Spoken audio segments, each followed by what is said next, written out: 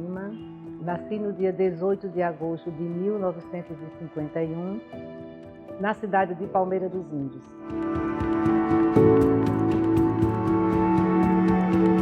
Minha mãe estava com a gravidez, na época fazia uma barriga muito grande, que as pessoas diziam, e ela tinha uma preocupação com o parto.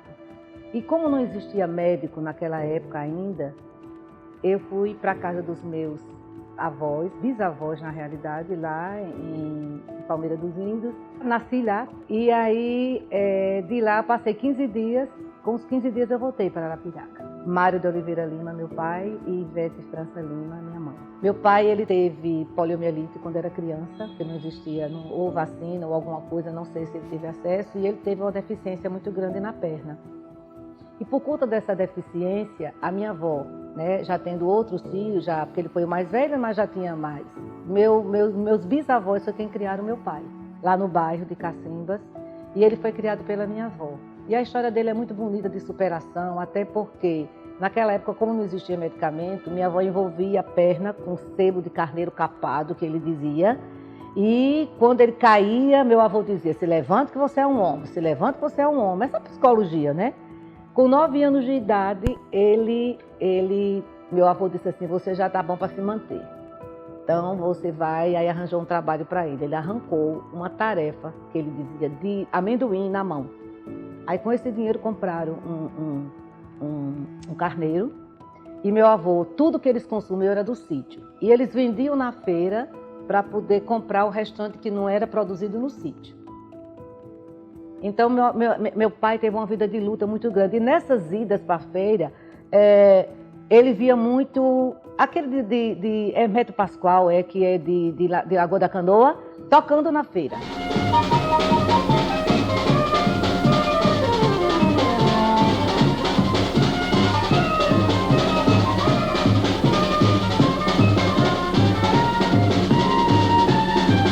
Porque naquela época era desse jeito. Então meu pai foi criado desse jeito. Sempre para ele o trabalho foi uma forma de garantir a sobrevivência e o próprio resgate da dignidade dele. Que ele nunca, assim, se sentiu diferente de ninguém. Porque a psicologia dos meus bisavós levou a isso. Você não é diferente de ninguém, você vai se levantar, você vai andar, você vai trabalhar. Você tem uma ideia, eu só vim saber o que era, que meu pai era deficiente, já depois que eu estava na faculdade estudando, porque para mim eu nunca olhei meu pai deficiente. Ele tinha um probleminha na perna, mas como deficiente não. Ele fazia tudo, andava de bicicleta, passeava, dançava, tudo que tinha direito meu pai fazia, trabalhava, né? Então ele foi um homem assim, que ele teve que se superar em muita coisa e ele tinha um amor por Arapiraca, que era uma coisa assim impressionante. Para você ter uma ideia, a produção de fumo de Arapiraca na época era o grande motor, né? Papai tinha sorveteria, mas ele também comprava fumo. Ele não plantava, ele comprava para uma empresa, uma firma lá em Muritiba, na Bahia, do Pimentel, para fazer charuto, né? Então o fumo que ele comprava era o fumo de primeira. E eu não sei se vocês já tiveram em outras entrevistas a oportunidade de saber que o financiamento não era através de banco. O financiamento era, ele financiava com o dinheiro que recebia da empresa, financiava a safra, o plantio até a colheita, arriscando tudo. Se chovesse, se desse um fumo bom ou não, o produtor estava garantido o seu sustento. E por conta disso, pudesse botar o preço que botasse, ele dizia, não, essa safra aqui é do seu Mário, porque ele financiava do plantio à colheita, correndo todos os riscos, entendeu? E o preço quem botava, ele dizia assim, meu pai tinha um senso de justiça muito grande, ele dizia, eu tenho que botar um preço que nem seja prejudicial, nem o agricultor tenha prejuízo, nem também quem vai comprar, então tem que ser um preço justo. Isso durou, né, alguns anos, até quando as grandes empresas vieram para Arapiraca, que aí mudou totalmente a forma de você comercializar. Porque ele comprava, ele fazia a manoca, quem é da minha época sabe o que significa isso, que era escolher as folhas melhores para poder você fazer, que é o fumo de primeira, que chamava, para poder fazer, manocava, ensacava e mandava para a Bahia. Meu pai teve uma história, ele era considerado um conselheiro político, assim. Porque como a gente morava muito próximo, então era a nossa casa, a casa da mamãe, Dr. Marques, casa da minha avó, Aí tinha a dona Enedina, seu João Lúcio, seu João Bill e seu Zé Lúcio. Então era tudo ali, mais adiante da casa, seu Joaquim, né? Então era todo o engajamento, porque os Lúcios sempre foram ligados à política. E as coisas, quando aconteciam as reuniões, meu pai era chamado para dar opinião, para aconselhar. Inclusive, teve uma época que ele disse até assim, que o Divaldo Suruagi foi para lá, teve uma reunião, e eu olhava para ele e dizia assim, rapaz, desça de cima do muro, você tem que sair, é sim ou não? Não sei qual era o assunto, que eu acho que o Suruagi estava meio indeciso. Ele dizia, rapaz, você não pode ser isso não, você tem que sair de cima do muro. Entendeu? Então ele era muito... E assim, eu fui criada nesse ambiente, mas um ambiente de uma política muito saudável, que não era uma política por troca de favor, ou pensando em ter um emprego, ou pensando em adquirir alguma coisa. Era uma política que a gente queria o crescimento de Arapiraca. Né? Que Arapiraca fosse, tivesse política que se destacasse para a melhoria da cidade. Então era nesse sentido que o engajamento foi muito grande. Do meu pai... Né, sem nunca ter nenhum cargo político, nenhum emprego político, absolutamente nada. Simplesmente pela amizade e por querer o melhor para a cidade. Olha, naquela época você tinha seu João Lúcio, tinha seu Zé Lúcio, o Lucinho também entrou ainda um pouco na campanha, Dr. Marcos, como todo mundo sabe da história, né, que ele chegou em Arapiraca, não era um arapiraquense, mas por ser médico e fazer um trabalho assim, muito voltado para as pessoas carentes, ele é tanto que ele foi assassinado, né? Então, a história de Arapiraca, politicamente, naqueles anos, que eu me lembro que o lado do meu pai era UDN, o outro eu não lembrei o nome do partido, se é PSD, PST, era uma coisa assim, era uma siglazinha assim, que era mais do lado do Claudenor, né? Que era deputado também. Então, a política era muito, muito, nesse sentido, violenta, né? Se você estivesse incomodando, era eliminar aquela pessoa que estava incomodando, que não é de agora, que já aconteceu, isso repetiu, né, com a Ceci, que aconteceu também quantos anos depois, mas naquela época era muito... Teve tiroteio aqui em Maceió, né, junto, era uma política assim, sabe? E o lado de cá sempre foi o lado que se desse um tiro era para correr, porque coragem nenhum tinha, os Lúcios nunca foram, nem em nenhum momento pensar em vingança ou responder na mesma moeda, entendeu? Mas assim, era um ambiente que depois passou, mas foi um momento muito, nessa época eu ainda era muito criança, mas ficou marcado para mim a morte do Dr. Marcos, ficou marcado tanto porque a mamãe guardou durante um tempo a roupa dele, que ele estava vestido, e assim, quando eu fecho os olhos eu me lembro daquele furada de bala. E ela guardou, depois ela não quis mais saber. E é tanto que Dona Maria Marques levou os meninos, foi embora, nunca mais ela voltou para Arapiraca. E disse aos filhos, eu não quero nenhuma vingança. Cada um vai tomar sua vida, vai tomar seu rumo, eu não quero vingança. Então, era esse o perfil dos Lúcios, que sempre foi um perfil da não violência. Papai foi delegado e, assim, os crimes eram tolos, eram crimes de roubo de galinha, não sei o que lá, não eram crimes muito violentos que tinham os presos lá. E a minha mãe gostava de soltar os presos, né? Rapaz, por conta disso, aí teve uma época que ele me contou, que era para fazer uma diligência dos bandidos que estavam, né, que estavam querendo assaltar em Arapiraca, e o efetivo, como dizer, ele era muito pouco. Aí ele disse, olha, vocês vão, se merem tudinho de barro, voltem dizendo que correram atrás dos bandidos e tá tudo certo. Porque eu não vou botar vocês para trás de bandido armado quando a gente não tem quase arma nenhuma. Foi pouco tempo que ele foi delegado, mas o pouco tempo marcou tanto que o ladrão dizia, na casa da Dona Ivete ninguém pode roubar. Aí ela levava minha irmã, a mais nova, para recitar lá na cadeia e levava cigarro para eles. Aí a minha irmã me contando que dizia assim, Batatinha quando nasce, se escarrama pelo chão, né? Não tem essa poesia. Aí ela recitava, aí ela distribuía cigarro para eles. Pronto, e eles gostavam tudo da mamãe por isso. E o papai quebrava a força do papai, que também nunca teve perfil nem investigativo, nem nada. Ele foi só porque na época precisava de ter alguém. Então meu pai foi assim. Foi uma pessoa que para mim marcou por conta do que ele fez pela cidade. Por exemplo, a Telefônica de Arapiraca, ele fez parte da diretoria. O Clube de Sumicultores, Ele também foi um dos sócios fundadores, né, do Clube Sumicultores. Então ele viveu ali, viveu aquele momento, a cultura do fumo, né, naquela época muito forte. E a sorveteria, que era um ponto de encontro para todo mundo. E meu pai trabalhava muito, porque ele fazia o sorvete. Depois ele foi colocando, né, os empregados e tal, foi melhorando, mas era ele e minha mãe. O movimento da sorveteria era intenso porque era ponto de encontro, ponto de conversa, tinha lá um espaçozinho que tinha um engraxate lá, que ficava engraxando o seu Manuel, que era um engraxate, e depois tinha o Tonho na pipoqueira. Isso tudo mamãe, viu? Mamãe abrindo os espaços e assim. E era assim, marcou uma geração. Na memória afetiva, o combinado Pinguim que ele criou, que na época não existia Que Bom, não existia nada, os sorvetes, gente, eram feitos todos da fruta. Todos. Era fruta e leite. Que ele comprava o leite. Não tinha água na época, ele tinha uma cacimba que existia lá na Primavera, que a água era boa. A água vinha de lá, carregado, para poder ele fazer os sorvetes. Então foi assim durante muito tempo. Eu me lembro que na época a dificuldade que o papai falava era da água, porque não tinha água.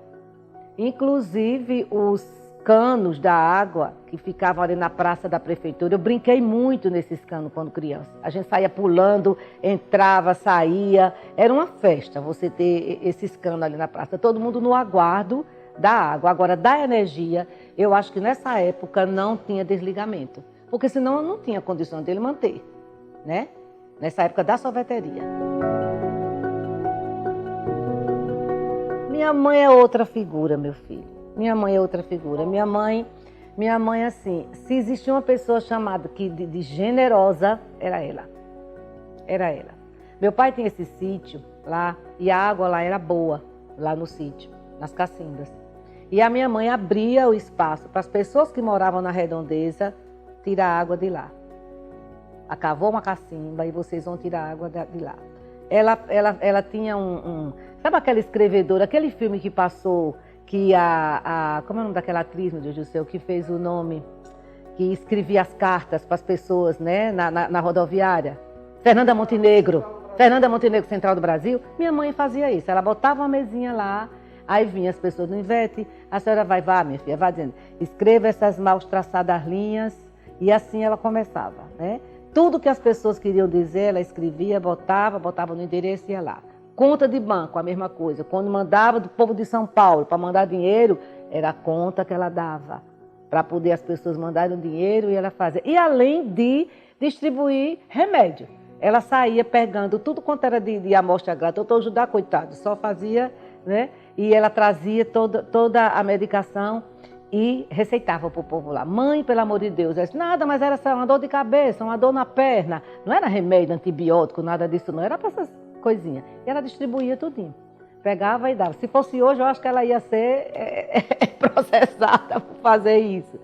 Além dela participar das Damas da Caridade, que era um movimento que tinha lá das senhoras. E também, assim, quando o doutor Judá e o doutor Zé Fernando chegaram em Arapiraca, a mamãe ajudou demais. Né? Faltava sangue, ela saía arrecadando. Tinha um Luiz, que era um empregado nosso, e ele era um doador de sangue lá, e ela saía arrecadando sangue para poder... ajudava o doutor Zé Fernando na hora dos partos também, na amamentação. É tanto que ela hoje tem em Arapiraca o nome Banco de Leite Ivete França Lima. Né?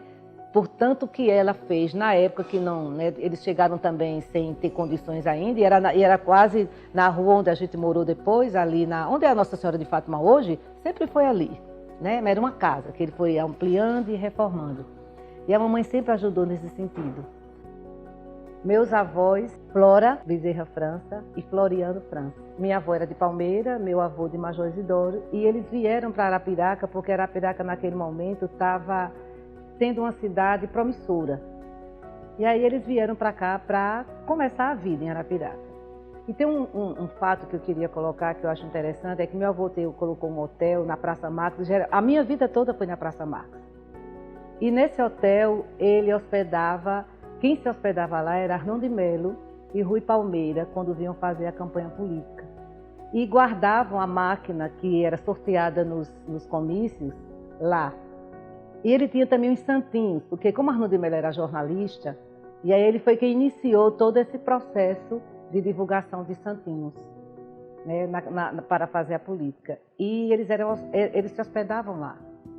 Então, na realidade, a minha vida toda foi voltada para a cidade de Arapiraca, que a gente, né, nasci e criei lá, na Praça Marques, e acompanhei toda essa história do que eu tenho na minha memória, na época, né? As minhas lembranças todas estão lá, naquele pedacinho que eu chamo um pedacinho do meu coração, que se chama Praça Marques de Assis.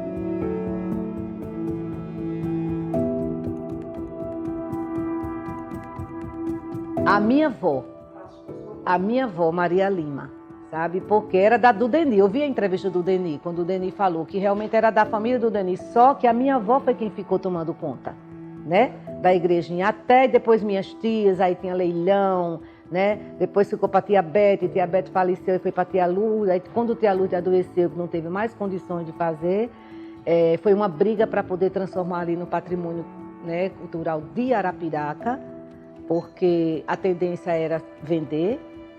Né? Aí ela passou para a igreja, mas para poder ela passar para a igreja, primeiro ela conseguiu que fosse o patrimônio de Arapiraca. Então ali não pode ser demolido, porque é um local que hoje está super valorizado, né? E eu acho assim, é o que ainda resta de memória. Os leilões que faziam ali, né? As festas, a banda de música, a procissão. Eu participei de muito, a minha vida toda. Ah, meu filho, a minha infância na praça foi tudo que eu disse meus filhos não tiveram. De muita liberdade, sem violência. A gente corria, a gente brincava de rouba-bandeira. Eu tenho um joelho, não posso não mostrar aqui, mas tem um joelho todo cheio de marca, de tanta queda que levei correndo naquela praça. Aí tinha a fonte luminosa e a gente passeava também de braço dado, né? Acho que outras entrevistas eu vi. Era praxe, a gente passeava na praça, desfilando por ali, paquerando também, né? O Cine Trianon, que era o nosso divertimento, era ir para o cinema, para matinê, para filme. Ou é tanto que quando eu gostava muito do Candelabro Italiano. E eu assisti 9 vezes, meu filho. E eu olhei para aquela fonte, uma cena que tem lá na Fontana de Trevi. Aí eu olhei e disse assim, e o Troy Donald era uma coisa linda, né, com a Suzane Plechê, me lembro até hoje. Aí eu olhei assim e disse que eu ainda vou naquela fonte. Eu fui. Depois de uma certa idade eu fui. Quando eu cheguei lá, veio a memória todinha, do mesmo jeitinho a fonte. Eu era uma adolescente e está lá. A diferença que eu acho da preservação que a gente tem do patrimônio cultural lá fora é uma coisa que deixa muito a desejar aqui no Brasil. Você vai para a Europa, você vê tudo preservado. Tem aquele cuidado de preservar a história, né? Porque poderia já estar lá sem ter cuidado, né? De jeito nenhum. Do mesmo jeito estava lá. Aí eu disse, eu realizei meu sonho. Só faltou agora o Troy Donald e a Suzane Plechê aqui. Mas era desse jeito. Então era uma vida de brincar, de rouba-bandeira. Dancei muito pastorio, né? Porque a minha vida era mais assim. A vida na praça, que era o divertimento da gente, do cinema, do lazer, no clube, colégio. Meu filho, eu comecei com 4 anos de idade no Colégio São Francisco, né? Que era como é que se diz? Jardim da Infância. E ainda não era no colégio onde era, na instalação, era no grupo que foi cedido pelo governo do estado para a gente, que ainda hoje existe lá o grupo, era lá que a gente estudava. Depois que quando começou a construção do colégio, que a gente começou a participar, tem muita atividade de autos religiosos que a gente fazia ali no Largo Dom Fernando Gomes, de drama, que a gente chamava drama. A gente fazia parte para sair se apresentando nas cidades para arrecadar dinheiro. A banda marcial, que eu toquei na banda marcial também, muitos e muitos anos lá. E terminei assim, saí do colégio para fazer, na época, o científico, que lá não tinha. Aí, quando eu terminei todos os meus estudos, participando de todas essas atividades, foi que, inclusive, teve a cena que ficou marcada, que foi a morte das minhas colegas todas, lá em Coruripe, que marcou a vida da gente, que marcou profundamente, até porque meu pai era muito resistente para sair, porque ele sabia, eu era muito perigosa. Toda a vida eu fui muito trelosa. Eu não era assim, rebelde, mas eu era trelosa. Gostava de fazer, né, umas brincadeirinhas que ninguém fazia na época. Uma que eu fiz, que eu acho que foi por isso que eu nem fui, foi subir lá na sorveteria, porque eu queria ver a rua de primeiro andar. Aí pisando nas telhas, começou a fazer zoada lá embaixo, que quando o pessoal olhou, disse assim, um ladrão. Aí sobe o Jaci, que era o empregado do papai, um pedaço de pau desse tamanho.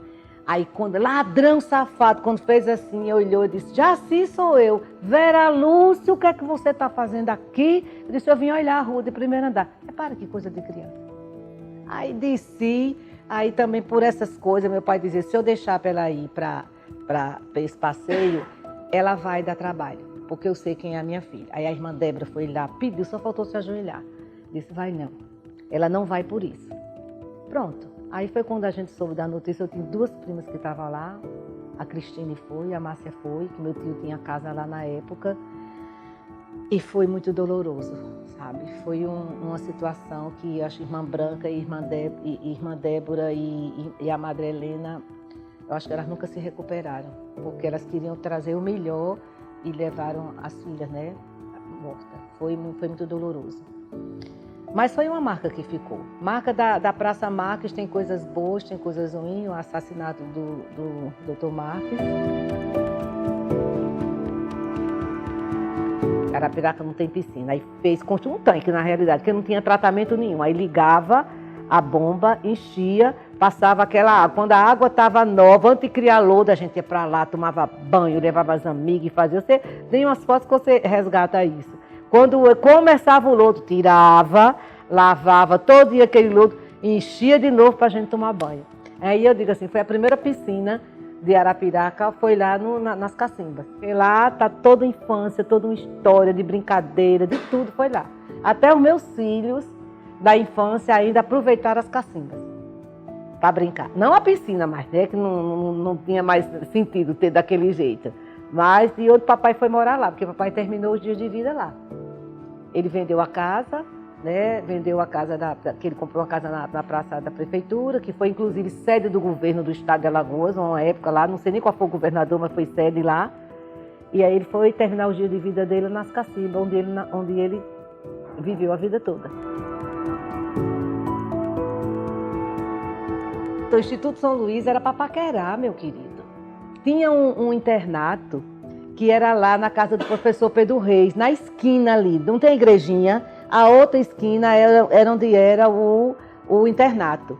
E a gente ficava na praça, no banco da praça, paquerando os meninos de lá e já se acertando para ter troca de olhares quando a gente ia para a igreja de Nossa Senhora do Bom Conselho, porque tinha mês de maio, mês de Coração do Sagrado Coração. Então, no mês de maio a gente ia para lá. Os meninos iam também, mas a gente não ia para rezar, a gente ia para paquerar os meninos.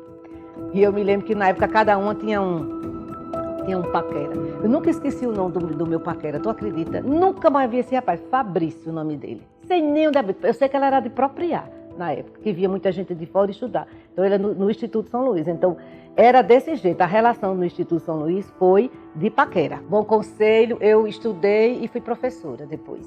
E aí pronto, comecei a ser professora e também fiz concurso e passei de professora, trabalhei com a Luísa Santos, que eu conversando, eu digo, ô Ricardo, a Luísa é o quê? Teu? Tua? Aí tia.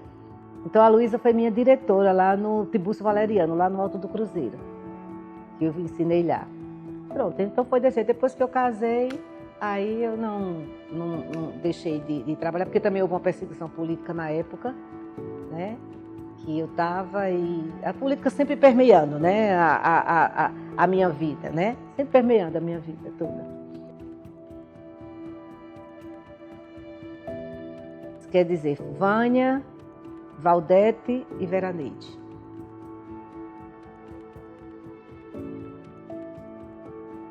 A Vânia, com 12 anos, ela faleceu porque na época a gente, como a medicina ainda estava muito a desejar em termos de exames, né, ultrassonograma, não existia nada disso, ela foi diagnosticada depois com varizes no esôfago, que hoje se suspeita que pode ter sido provocado pelo cistosoma, que a gente tomava banho no Rio Poção e ninguém sabia de nada, né? Naquela época já era o passeio, para a gente era também tomar banho no Rio Poção, né? Rio Poção, ir para a praia, para Peba, Coruripe, então a gente ia muito. Porque papai, quando ele trabalhava, estava no fumo, quando encerrava a safra, era para passear com a gente e com o pessoal que estava trabalhando no serviço de fumo, era para a gente ir de caminhão, para o Peba.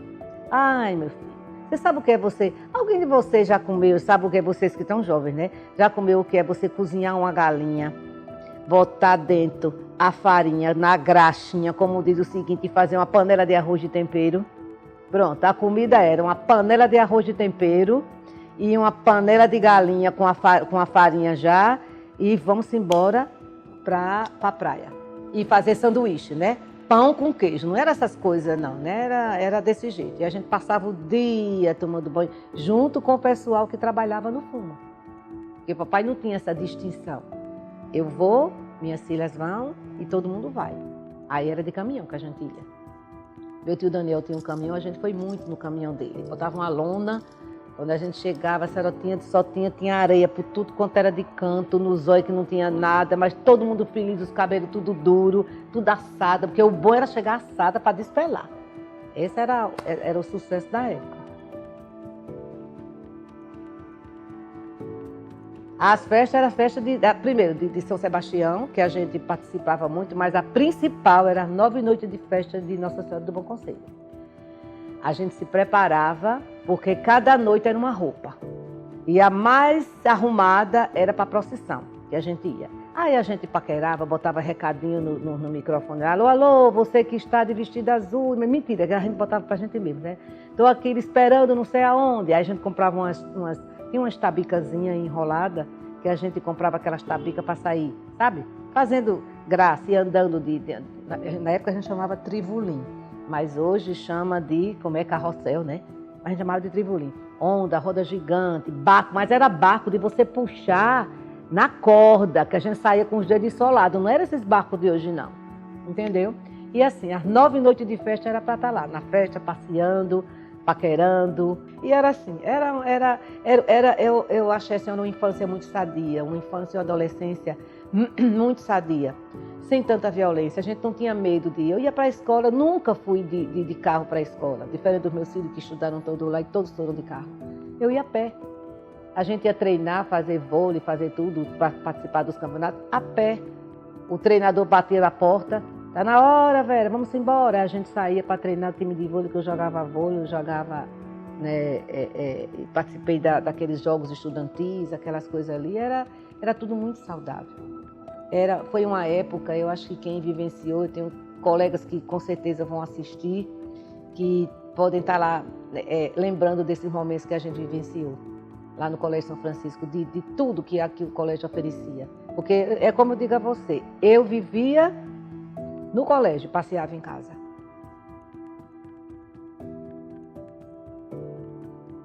Ah, o time do Asa, meu filho, é time do Asa do coração desde o poeirão. A mamãe ia, meu avô levava. A história da mamãe com futebol também, que eu esqueci de dizer, foi uma coisa assim que marcou a vida da mamãe. Mamãe foi tesoureira do Asa, né? Ela era uma apaixonada por esporte. Meu pai já não tanto, mas a minha mãe era Flamengo e Asa. E a história que ela conta é que a paixão pelo futebol começou lá em Major Isidoro, quando ela morava lá, antes de morar em Arapiraca, que meu avô tinha um rádio e botava o rádio para ligar para a pessoa ouvir as partidas de futebol. E meu avô era do Flamengo. E o rádio ficava na janela para ouvir. Então, desde essa época que a minha mãe já gostava do futebol e já gostava do Flamengo. E quando chegou em Arapiraca, o Asa. A paixão da vida dela também foi o Asa. Então, não perdia um jogo do Asa, é tanto que ela é doente. Mamãe, a senhora não vai mais. Um dia, quando eu menos espero, que eu olho, tá mamãe, numa chuva que teve lá em Arapiraca. Quando eu olho que a televisão estava transmitindo, nessa época, eu aqui em Maceió, ou era com a sombrinha? Debaixo de toda a chuva assistindo. Pergunta o Nelson Filho. O Nelson Filho sabe contar a história da mamãe todinha em relação, e do Paulo, essa relação com o futebol e com o Asa. Poeirão era como a gente chamava o Campo do Asa, que não tinha grama. Era só por lá mesmo, só era poeira. Não tinha grama. Ficava ali onde é hoje. Ali era o poeirão. Antigamente a gente chamava de poeirão. Por quê? Porque não tinha. Até na época que papai disse assim, não tem umas casas ali ao lado que construiu do lado, né? Aí papai dizia, minha gente, por que vocês não completam logo esse terreno para comprar? Porque isso aqui pode acontecer de ser vendido e construir de casa aqui. Não deu outra. Né? É toda aquela parte de casa, não é tudo de casa, né? Ali, pronto. Ali era o antigo poeirão, que a gente chamava. Porque não tinha grama, era quando botava a chuteira, a poeira cobria. A gente chegava com os olhos cheios de poeira dentro de casa. Que a gente fazia encarnado de azul, e naquela época que botava dinheiro, né? E eu sei que eu dancei lá, muito pastoril. E a gente dançava, e era uma curiosidade, que a gente tem que ter cuidado para usar um shortzinho, porque os meninos ficavam debaixo do palco para olhar se podia ver alguma coisa. Essas coisas de menino. Mas dancei muito pastoril. Pastoril, dancei demais. Pastoril era assim, era um Natal vivo ali, a igreja participando também. A gente fazia apresentação de acordeon, tocando acordeon, né? Algumas pessoas que sabem. Tanto que depois eu me interessei para aprender o acordeon e o maestro Nelson Palmeira foi ainda meu professor. Aí eu dei ainda hoje eu tenho uma valsa que eu sei tocar no acordeon, foi que eu aprendi com ele por conta da música. Como eu tinha um ouvido bom, eu tinha preguiça de estudar a música, a partitura, eu ia no meu ouvido. E ele brigava comigo por conta disso. Porque papai tocava, né? 8 baixos. Chegou a tocar 8 baixos. Papai gostava disso. E foi desse jeito. Então a minha vida foi política, cultura, arte, sempre permeada, leitura, sabe?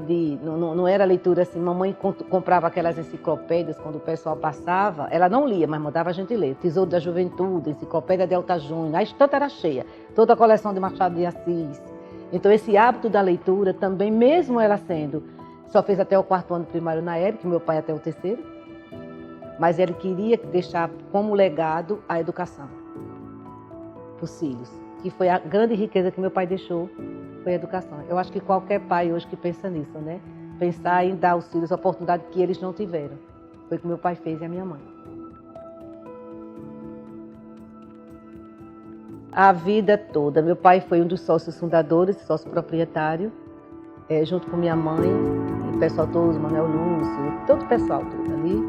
E ele já foi presidente, foi diretor, minha mãe também foi diretora social. Então, todas as festas de Arapiraca, o clube era assim, era tudo, porque a gente ia para lá.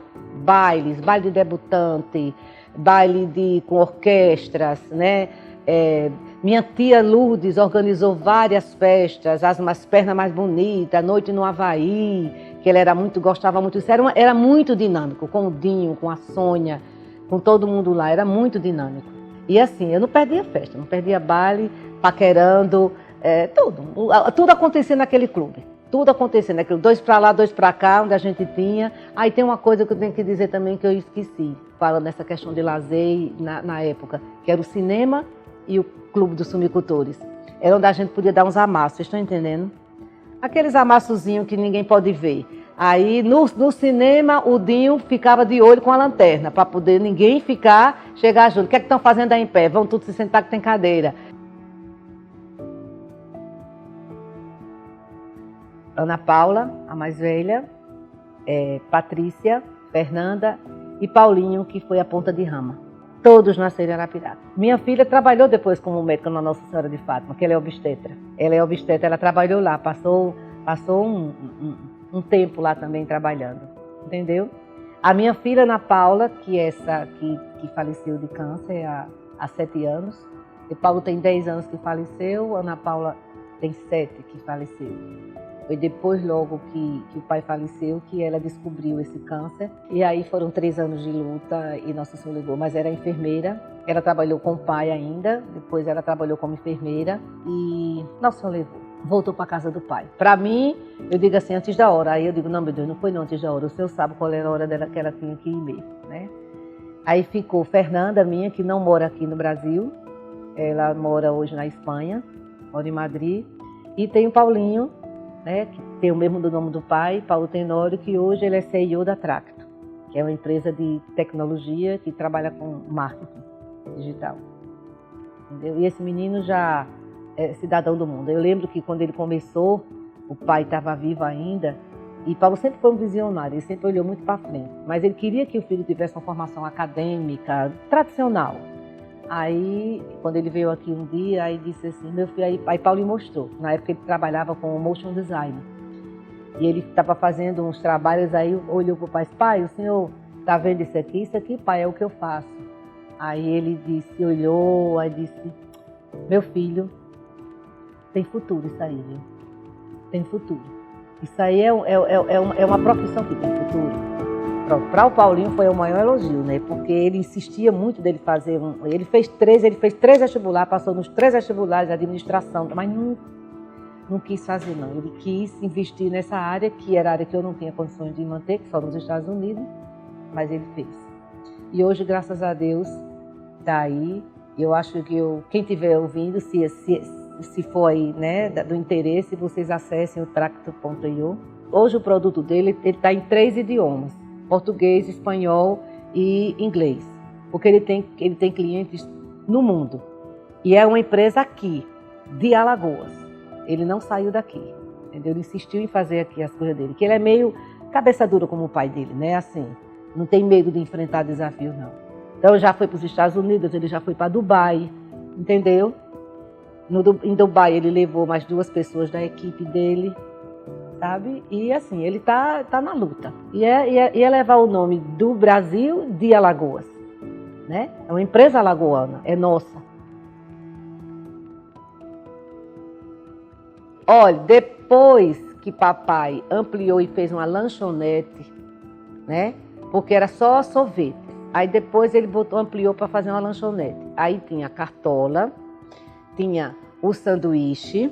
E assim, o pessoal chegava de São Paulo e o ponto do ônibus ficava ali na praça um pouco mais adiante. Quando eles diziam, não tem aquele som que você, microsystem, que era na época, né? Aqueles casacão de couro. Aí chegava e dizia, aí, vocês têm Bauru? Aí tem, meu filho, você quer sanduíche Bauru, por favor? Aí ele pediu, aí lá vai fazer o Bauru, que eles comiam em São Paulo, né? Que é o presunto com queijo, né? E botava lá. Aí tem um senhor que ele pintava lá no coisa, aí chegou um cara desse assim, falando chiando, ele disse assim, que pássaros são aqueles que vegetam sobre os morros? Aí disse, como é, menino? Tu não sabe não o nome daquele pássaro? Eu disse, não é urubu, menino? Tá desconhecendo urubu? Diz, e são os pássaros orobóis. Eles iam para São Paulo e chegava tudo cheio dessas de falando, chiando, de falar.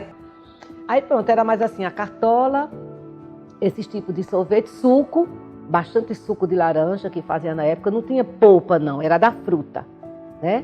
E pronto, era mais ou menos isso. Não tinha muitas variedades, não tinha esses coxinha, essas coisas não. Era sanduíche, sorvete, cartola. Meu filho, que eu me lembre, quando assim, chegou água, que a gente podia, porque assim, a gente tomava banho na minha infância, eu estou falando de infância, é isso, viu? Que a água foi na minha infância. A gente tomava banho puxando água no veio da cacimba, né? E aí, bebia água de cisterna que o vovô botava enxofre, botava piaba para comer as cabeças de prego que ficava. Aí aquela água, a primeira chuva, ele deixava lavar as telhas, depois ele amarrava um pano na boca do cano e enchia uma cisterna. Então essa água na cisterna a gente bebia o tempo todo, era só para beber. E a água da cacimba era para tomar banho. Então a gente tomava banho de cuia. Tirava e tomava banho de cuia. Quando chegou a água, ai meu filho, pense na alegria para você tomar banho no chuveiro e você ter pia com água, né, com tudo que tem. E agora teve um grande problema que eu achei para o lençol freático de Arapiraca. Com a chegada da água, todas as cacimbas viraram fossa. Então, hoje o lençol freático de Arapiraca é contaminado. Porque quem tinha cacimba não tem saneamento, né? Eu acho que hoje Arapiraca, não sei nem se já tem saneamento. Tem, porque na casa, na minha época, era tudo cacimba. Não sei hoje como é que está a situação de saneamento lá. Deve ter, né, já, saneamento. né? Mas lá não tinha, na época não tinha. Então as cacimbas todas viraram fossa. Ia para a feira para passear na feira também, porque a feira era um imundo, minha gente. Era um mundo aquela feira de Arapiraca, tinha de tudo, né? A gente ia para a feira, fazer feira na feira mesmo. Ah, minha filha, pegava ali o comércio todinho. Pegava o comércio todo, a feira era enorme, tinha uma parte só de sapato, tinha a parte não sei de quê, e era aquele mundo que tomava Arapiraca quase toda. Arapiraca era pequena na época, só não era na praça. Na praça não tinha feira, não. Mas no comércio tinha tudo ali, tudo era feira. Depois foi que mudaram e botaram lá para o Baixão, né? Mas até a minha infância era toda lá, os tamancos que a gente comprava, o povo comprava tudo, móvel, tudo comprava lá na feira de Arapiraca. O papai ele também tinha problema de pressão alta, mas o papai nunca foi uma pessoa disciplinada na questão da alimentação, né? Ele gostava de comer o que ele tinha vontade de comer. E a pressão dele era muito alta. Aí ele saiu um dia, minha irmã estava aqui em Maceió estudando, quando chegou, disse, vou comprar um peixe para a Valdete. Quando chegou lá, na Rua São Francisco, e o rapaz vendia um peixe lá, ele disse, menina, me dá 2 quilos dessa arabaiana. Mas, seu Mário, eu cheguei agora, não, mas eu quero. Aí quando ele abriu a porta do carro, que se levantou, caiu. Aí quando o rapaz pulou o muro, que socorreu, que já olhou para ele, aí na época não tinha outra coisa a não ser a casa da Nossa Senhora de Fátima, mamãe estava até lá fazendo uma visita, quando ele chegou. Mas ele já chegou em óbito. Não teve mais o que fazer, foi assim, foi violento. Paulo foi do mesmo jeito, papai foi desse jeito. A mamãe foi quem viveu mais, que a mamãe era diabética, mas ela teve um AVC, porque ela não quis fazer a cirurgia de coração. No dia que o médico disse, Dona Ivete, a senhora precisa fazer essa cirurgia para evitar, e disse assim, meu filho, é o seguinte, eu sou diabética, eu tenho infecção urinária recorrente e eu sei que se eu fizer uma cirurgia de abrir o peito, que era para botar 5 pontos, eu não vou resistir. Aí disse, aí, qual é a decisão da senhora? A minha decisão é que eu vou para o Rio de Janeiro assistir o jogo do Flamengo. E eu levei. Saí do médico, ela disse assim, não vou, vai não, mãe, vai. Não teve o jogo do hexacampeonato, que o Flamengo foi hexacampeão. Pronto, providenciei tudo, compramos passagem, compramos ingresso, compramos tudo, levei mamãe. Aí ela foi, o sonho dela era ver o Maracanã cheio de flamenguista, vermelho e preto. Ela foi toda de Flamengo, toda produzida, fomos embora para o Maracanã. Ela assistiu. 1 ano depois ela teve o AVC. Aí depois que ela teve o AVC, ela ainda conseguiu se recuperar um pouquinho, mas aí não resistiu e faleceu. Eu já tive. Antes da minha filha falecer, eu tinha muito medo, assim, que era o que eu pedi a Deus, assim, não leve nenhum dos meus filhos primeiro. O meu medo era que meus filhos fossem primeiro do que eu. Quando ele levou a minha, acabou o medo. Não tenho mais medo. Eu sei que a gente vai ficar de passagem. No dia que tiver dia a gente vai. É como eu estava dizendo, eu coloquei 100 jabuticabas numa cesta. Dessas 100, eu já chupei 70. Estou para 71 esse ano. Então, se eu muito tiver 30 para frente, é muita coisa para chegar aos 100. Vamos ver que eu tenho mais 10 por aí. E assim, e o que eu vivi e a mensagem que a gente tem que deixar para a gente, que são essas lembranças que ficam, que são coisas que marcaram a vida da gente. E eu acho que esse projeto, a importância desse projeto é porque Arapiraca é uma cidade que tem muito pouca memória registrada em termos de espaços físicos. O que a gente tem, a gente não preservou, não conseguiu preservar. E se você preserva na história, já fica registrado nos anais, né? Então as pessoas que viveram, e essa entrevista, ela vai marcar muito, e eu vou deixar como presente para os meus filhos. Presente para os meus amigos, as minhas amigas que se foram na pandemia.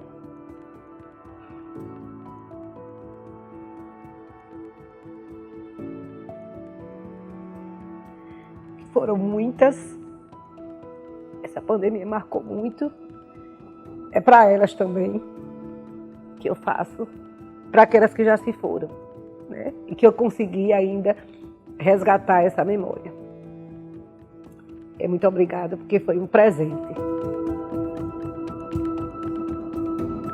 Meu filho, assim, quando eu vim para cá, né, quando eu casei, tive meu filho em Arapiraca, trabalhei lá no Colégio São Francisco, fui professora do Colégio Bom Conselho, mas chegou o momento dos meninos precisarem fazer o 2º grau. Eu estava cursando na época lá letras. Aí eu digo, não, eu vou ter que ir para Maceió, aí a gente veio para Maceió e os meninos começaram, né, principalmente a mais velha, Ana Paula, para fazer, terminar o ensino médio, fazer vestibular. Aí, quando eles vieram para cá fazer vestibular, também eu passei no vestibular. Aí eu fiz para serviço social. Lá eu estava cursando letras. Aí fiz para serviço social e aí terminei meu curso como assistente social. Aí trabalhei, né, fiz concurso na época aí da Prefeitura de Maceió. E fui funcionária da Prefeitura e trabalhei 30 anos, né, para poder me aposentar. Porque eu já comecei, eu já madura, os filhos fazendo vestibular e eu passando no vestibular. Imagine, né? Eu era considerada a mãe da turma, da minha turma. E aí consegui, ainda deu tempo de fazer isso que eu digo, a gente vamos estudar, nunca é tarde para a gente continuar nossos estudos, né? Eu terminei com 40 e poucos anos e deu tempo. Porque eu tinha alguns anos de trabalho lá em Arapiraca que eu consegui, né, juntar e eu sei que deu 30 anos. E eu me aposentei. Hoje eu estou aposentada, mas aqui eu trabalhei na saúde, trabalhei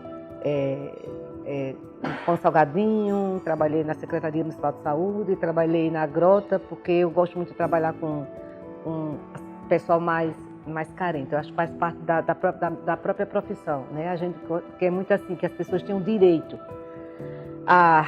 ao que a gente está perdendo hoje, né? Se a gente tinha dificuldade em acessar, hoje a gente está sendo retirado os poucos direitos que a gente conseguiu. E isso causa uma indignação muito grande, porque aí você começa a entender a sociedade de uma forma diferente, que o meu curso é muito crítico e ajuda a ter uma percepção maior do que está acontecendo, né? Deixando de lado paixões políticas, é você olhar qual é o projeto de nação que a gente quer. E aí, para isso, é preciso que a gente saiba escolher muito bem, não só presidente, senadores e deputados, nas 3 instâncias, porque se você não tiver uma maioria que pense como você não bota seus projetos para frente, né? Então a importância da gente ter essa clareza, deixar as paixões de lado, sabe? E enxergar como país, como nação, como estado, como município. O que é que eu quero? Eu não sei se é porque eu vim de uma família assim muito bem estruturada, dos avós que se amavam, dos pais que se amavam, dos filhos que eram amados. Então, isso que eu trago dentro de mim, a minha formação familiar foi muito presente, a minha formação religiosa também, com todas as situações que possam recriminar em questão da igreja católica e tal, mas eu sou católica e é mais fácil ser católica do que ser cristã, entendeu? Então eu estou no caminho para ser cristã, para melhorar como cristã, melhorar a minha espiritualidade, sem estar muito ligada a ritos, a cultos, entendeu? Muito mais uma questão de uma busca interior desse Deus que está dentro de mim. Olha, o Raízes eu já tinha conhecimento, porque a Confa, que é aquele site que o GEL faz, né? Que o GEL tem também uma memória, que eu disse inclusive a ele, eu digo, olha GEL, você tem uma memória, é dolorosa essa memória, mas não tem aquela memória que você tem dos arapiraquenses que se foram na pandemia, para a gente ter um memorial, sabia? Com os nomes, como Nova York fez naquele atentado do dia 11 de setembro, das Torres Gêmeas. Eu acho que a gente precisava também ter uma memória, assim, para marcar o que foi, que eu acho que essa pandemia tem o que foi antes e o depois da pandemia, né?